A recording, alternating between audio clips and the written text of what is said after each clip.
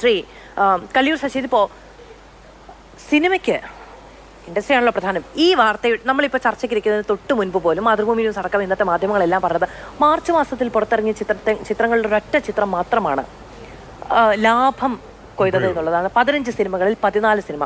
Industry തന്നെ survive ചെയ്യാൻ കഷ്ടപ്പെടുകയാണ്. അവിടെ അധിക ചിലവ് വരുന്ന, ഷൂട്ടിംഗ് മുടക്കുന്ന, അവിടെ വരുന്ന മറ്റ് ആർട്ടിസ്റ്റുകളെ അപമാനിക്കുന്ന, നിർമ്മാതാക്കളെ അടക്കം പരിഹസിക്കുന്ന, ലക്കും ലഗാനും ഇല്ലാതെ സെറ്റിൽ വന്ന് പ്രവർത്തിക്കുന്ന താരങ്ങൾ എങ്ങനെയാണ് സർവൈവ് ചെയ്യുന്നത്? ഈ താരങ്ങൾ സർവൈവ് ചെയ്യുന്നത് ബിക്കോസ് ഓഫ് ദി ഡയറക്ടർ, അതായത് സംവിധായകനിൽ കൂടിയാണ് അവർ സർവൈവ് ചെയ്യുന്നത്. ഒന്ന്, ഇത് സിനിമ എടുക്കുന്നതെല്ലാം ഇപ്പോഴത്തെ ഒരു പ്രതിഭാസം എന്ന് പറയുന്നത് 200 കഴിഞ്ഞ വർഷം ഉള്ളായിട്ട് 200 സിനിമയിൽ 190 സിനിമയും പുതു പ്രൊഡ്യൂസേഴ്സാണ്. ഒരു സിനിമ എടുത്തിട്ട് വരുന്നവരാ ചുരുക്കം ചിലർ മാത്രമാണ്, വളരെ വിരലെണ്ണാവുന്നവർ മാത്രമാണ് കണ്ടിന്യൂസ് ആ സിനിമ എടുക്കുന്നു, ഇതൊരു തൊഴിലായി സ്വീകരിച്ച്, ഇതൊരു വ്യവസായമായി സ്വീകരിച്ച് ഇവിടെ നിൽക്കുന്നത്. അപ്പോൾ ഇത് അവർ തന്നെയാണ് ഇത് കംപ്ലൈൻറ്റ് ചെയ്യേണ്ടത്. നമുക്ക് അവർക്കൊരു തിക്താനുഭവം ഉണ്ടായ ആദ്യം വന്ന് അസോസിയേഷനെ കംപ്ലൈൻറ്റ് ചെയ്യണം. അവർ ചെയ്യൂല. അത് എന്തുകൊണ്ട് ചെയ്യുന്നില്ലെന്ന് വെച്ചാൽ അതിൻ്റെ സംവിധായകനടുത്ത് മറുപടി പറയണം. അവർക്ക് സംവിധായകൻ ഇട്ടേച്ച് പോയാൽ അവൻ്റെ ഇത്തിരി പൈസ മുടക്കിയിട്ട് എന്ത്, ഇങ്ങനെയുള്ള ഒരുപാട് കടമ്പകളുണ്ട് അവർക്ക്. എന്നിരുന്നാൽ തന്നെ അവർ പറയില്ല, അല്ലെങ്കിൽ ഡയറക്ടർ പറയില്ല, അല്ലെങ്കിൽ വേറെ ആരും പറയില്ല. ഒന്നും കംപ്ലൈൻറ്റ് ഇല്ലാത്തടത്തോളം കാലം ഒരു സംഘടനയ്ക്കും ഒരു പ്രത്യേകിച്ചൊരു നടപടിയെടുക്കാൻ കഴിയില്ല എന്നുള്ളത് വാസ്തവമാണ്. അത് നിയമം ഇത് കയ്യിലെടുക്കാൻ പറ്റുന്ന ഒരു സംഘടനയൊന്നും അല്ലല്ലോ ഈ സിനിമാ സംഘടന എന്ന് പറയുന്നത്. അപ്പം അവർക്ക് അതാണ് ഞാൻ തുടക്കത്തിലേ പറഞ്ഞത്, പരിമിതികളുണ്ടെന്ന് പറയുന്നത്. അല്ലെ, സെറ്റിൽ പ്രശ്നം ഉണ്ടാകുമ്പോൾ നിർമ്മാതാക്കൾ സ്വാഭാവികമായും ഫിലിം ചേംബറുമായി ആശയവിനിമയം നടത്തില്ലേ? നടത്തണം, ആശയവിനിമയം നടത്താറുണ്ട്. ഞങ്ങൾ വലിയ കംപ്ലൈന്റ് ഒന്നുമില്ല. ഈ സൂത്രവാക്യത്തിന്റെ നിർമ്മാതാവിനെ നമ്മൾ വിളിച്ച് ചോദിച്ചു, നിങ്ങൾക്ക് എന്തെങ്കിലും ഒരു കംപ്ലൈന്റ് ഉണ്ട് എഴുതി തരുമെന്ന് പറഞ്ഞാൽ, എനിക്ക് കംപ്ലൈന്റ് ഇല്ല, ഞങ്ങളത് ചെറിയ ഇതൊക്കെ ഉണ്ടായത് പരിഹരിച്ചു എന്നാണ് പറഞ്ഞത്. പിന്നെ ഞങ്ങൾ ബന്ധപ്പെട്ട് മാത്രം അതവിടെ പരിഹരിച്ചിട്ടുണ്ട് സാർ, കുഴപ്പമൊന്നുമില്ല, ഞങ്ങൾക്ക് ഒരു പ്രശ്നമില്ല എന്ന് പറഞ്ഞ നിർമ്മാതാവാണ് ഈ സൂത്രവാക്യത്തിൻ്റെ ആൾ. അദ്ദേഹം ഒരു ആന്ധ്രാപ്രദേശ് സ്വദേശിയാണ് ആക്ച്വലി, അതിൻ്റെ പ്രൊഡ്യൂസർ. മലയാളിയും കൂടിയല്ല, മലയാളിയായ ആൾക്കാർ വരെ തരുന്നില്ല. ഇന്ന് കഴിഞ്ഞ ദിവസങ്ങളിലാണ് ഒരു പ്രൊഡ്യൂസർ പുറത്തേക്ക് വിളിച്ച് പറഞ്ഞത്, ശ്രീനാഥ് ബാസി വെളുപ്പിന് 3 മണിക്ക് എനിക്ക് കഞ്ചാവ് ചോദിക്കുന്നു. ഇത് ഉണ്ടാവുമെന്ന് അദ്ദേഹത്തിന് അറിയാമായിരുന്നല്ലോ. ഇത് ബോധ്യപ്പെടുത്തിയിട്ടുണ്ട് നമ്മൾ. ഇങ്ങനെയൊക്കെ ഉണ്ടാവാം, നിങ്ങൾ അവരെ വെച്ച് സിനിമ എടുക്കണോ വേണ്ടത് നിങ്ങൾ തീരുമാനിക്കണമെന്നാണ് പറഞ്ഞത്. ഇപ്പം നമ്മളവരെ വെച്ച് സിനിമ എടുക്കാൻ പറ്റൂലെന്ന് നിങ്ങൾക്ക് പറയാൻ അവകാശമൊന്നുമില്ല. ഒരു സംഘടനയ്ക്ക് അവകാശമില്ല, എടുക്കാൻ അവകാശമില്ല. തൊഴിൽ നിഷേധമാണത്. ഒരാളിനെ മാറ്റി നിർത്താനെന്ന് പറഞ്ഞാൽ അത് പെട്ടെന്ന് നടക്കുന്ന ഒരു കാര്യമൊന്നുമല്ല. അപ്പോൾ ഈ പലരും ചർച്ചയിൽ പങ്കെടുക്കുന്ന പലരും ചോദിക്കുന്നുണ്ട്, നിങ്ങൾ എന്തിനവരെ വച്ച് വാഴിച്ചു കൊണ്ടുപോകുന്നു? നമ്മളല്ല വാഴിക്കുന്നത്, സംഘടനകളല്ല അവരെ വാഴിക്കുന്നത്, ഇൻഡിവിജ്വൽ പ്രൊഡ്യൂസേഴ്സാണ്.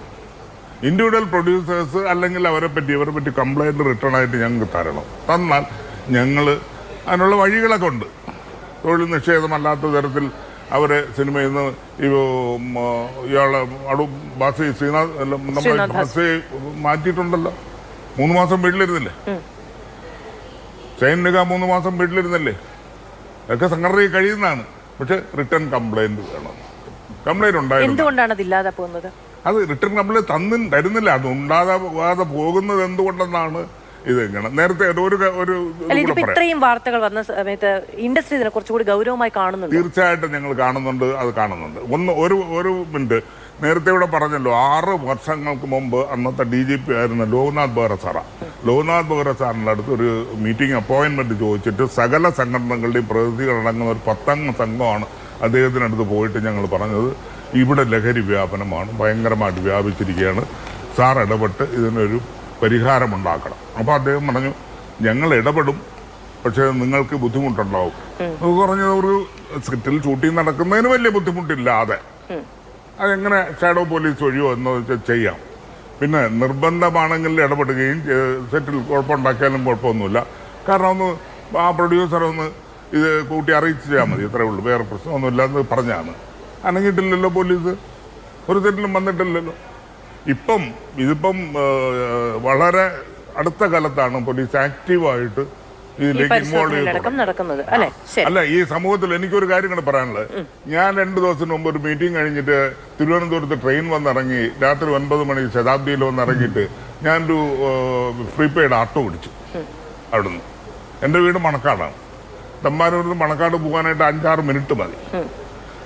അപ്പോൾ അങ്ങനെ വണ്ടി എടുത്ത ഉടനെ ഞാൻ പറഞ്ഞു ചേട്ടാ ഒന്ന് പതുക്കെ എന്ന് പറഞ്ഞു. പുള്ളി ഇങ്ങനെ രൂക്ഷമായിട്ട് എന്നെ ഒന്ന് നോക്കിയപ്പോൾ കണ്ണൊക്കെ ഇങ്ങനെ ചൊവ്വന്നിരിക്കുന്നു. ആമ്യാര് മദ്യപിച്ചിട്ടുണ്ടാവും. ഞാനൊന്ന് ചുമ്മാ അടുത്തൊന്ന് മണപ്പിച്ച് നോക്കി, ഇല്ല. പിന്നെ എനിക്ക് മനസ്സിലായി അദ്ദേഹം ലഹരി ഉപയോഗിച്ചിട്ടുണ്ട്. കാരണം പിന്നീട് അവിടെ നിന്നുള്ള യാത്ര എങ്ങനെയായിരുന്നു.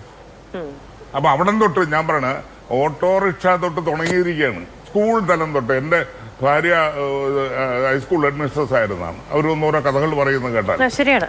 7ാം ക്ലാസ് 6ാം ക്ലാസ് പഠിക്കുന്ന കുട്ടികൾ തുടങ്ങും.